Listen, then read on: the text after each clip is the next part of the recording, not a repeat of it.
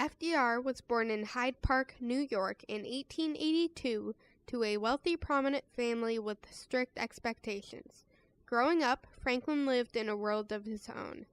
It is amazing how, growing up with so much, he became the advocate for the forgotten man in the White House. Franklin was never around other children until he went to Groton boarding school at 14. He later went to Harvard and began working his way up in politics, much like his uncle, Theodore Roosevelt. Like Theodore Roosevelt, Franklin wanted to become President of the United States. FDR married a distant cousin, Eleanor Roosevelt.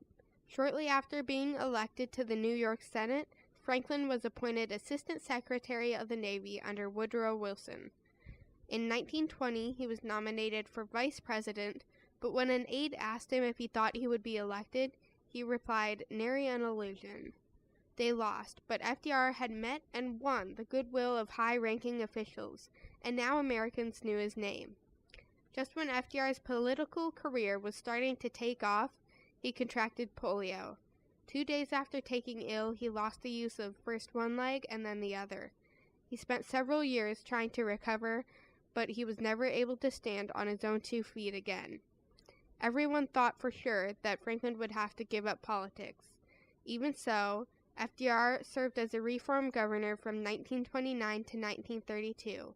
He began this job just as the Great Depression hit.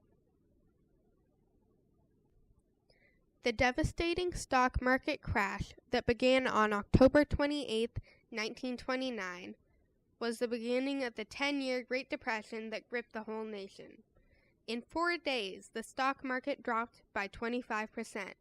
It lost $30 billion, which was more than the U.S. had spent collectively in World War I. Thus began a brutal downward spiral of unemployment and reduced economic activity that soon escalated to become the Great Depression. 1/3 of labor was completely unemployed, and there was a sense of helplessness. President Hoover thought the government should not intervene, and the only way to end the Depression was to let it run its course. FDR thought otherwise. On November 8th of 1932, FDR beat Herbert Hoover in the race for presidency. The last weeks with Hoover in office, the Depression hit an all-time low. 5,000 banks were closed, and 14 million Americans were out of work. 9 million had lost their life savings. Franklin had to lead the nation through the largest crisis since the Civil War, and he believed in taking action. All through his campaigning, he had promised a New Deal for the forgotten man. Now his plan began to take shape. In a time of bleak despair, a voice came over the radio into the homes of millions of Americans, telling them that they, as a nation, would pull through. That the only thing we have to fear is fear itself. Nameless, unreasoning, unjustified terror. FDR proposed a plan full of action. Put people back to work by direct government intervention on a massive scale, and through employment programs, accomplish needed projects. On March 5, 1933, the first 100 days of groundbreaking New Deal legislation began. Before, people relied on private and local charities for support. The concept that the government would take care of the old, poor, and unemployed was definitely not a part of American culture. Franklin was called a traitor to his class by others. In those first 100 days, FDR introduced what he called the 3 R's. They were relief, recovery, and reform. Tens of thousands of people were put back to work through programs like the Civilian Conservation Corps and Public Works Administration. Relief was provided for the unemployed through the Federal Emergency Relief Act.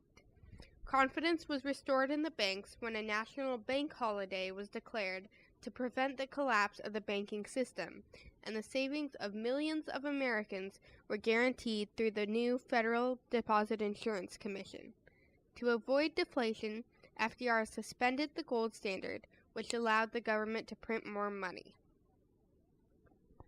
The National Recovery Administration was introduced in 1933, but later it was voted unconstitutional by the Supreme Court. What FDR was doing was definitely aggressive and controversial, but the people thought FDR's actions would save them. On November 3rd of 1936, FDR was re-elected for a second term. He won by a landslide, carrying every state but Maine and Vermont. FDR's largest challenge was the Supreme Court, which was against his bold moves using government power to intervene and began slowing the river of legislative bills passed. Because of this, Roosevelt's second term wasn't nearly as productive as his first. In 1940, Roosevelt ran for and won an unprecedented third term. On September 1st, 1939, German troops invaded Poland, and Britain and France declared war on Germany 2 days later. On December 7th, 1941, Japan bombed Pearl Harbor. The next day, FDR gave his infamous speech, and within hours Congress had declared war on Japan.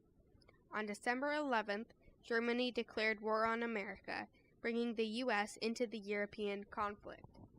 It was at this point that America's wartime industry came into play, as factories began cranking out items necessary for war. But aside from playing a huge role in the Allied victory, wartime industry did something even bigger for our country. It finally ended the Depression. The wartime industry is similar in concept to most of the New Deal's employment programs on a much larger scale.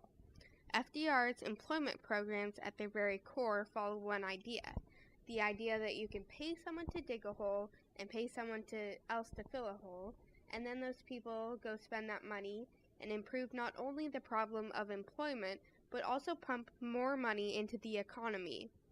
An example of this in wartime industry is that someone is paid to create a bomb and someone is paid to drop it.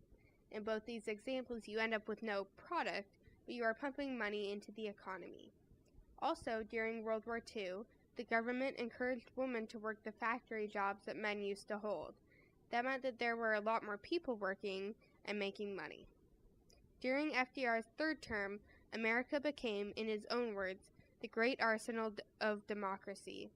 World War II had been shifted to the Allies' favor, and in 1944, Roosevelt was re-elected for a fourth term. 3 months after his fourth inauguration, Franklin Roosevelt died. The people who he had led through one of the most trying eras in the American history lined the railroad tracks from Warm Springs, Georgia, to his home in Hyde Park. Many of these people had known no other president than Franklin Roosevelt. The man that had saved millions from foreclosures, starvation, and unemployment, as well as led the nation through an unforgettable war, was gone. He died of a cerebral hemorrhage. One man was asked, "Did you know him?" He replied, "I didn't know him, but he knew me." FDR left a vast legacy, which began with revolutionizing the meaning of promoting the general welfare. Before FDR, the government was not doing anything to assist the unemployed.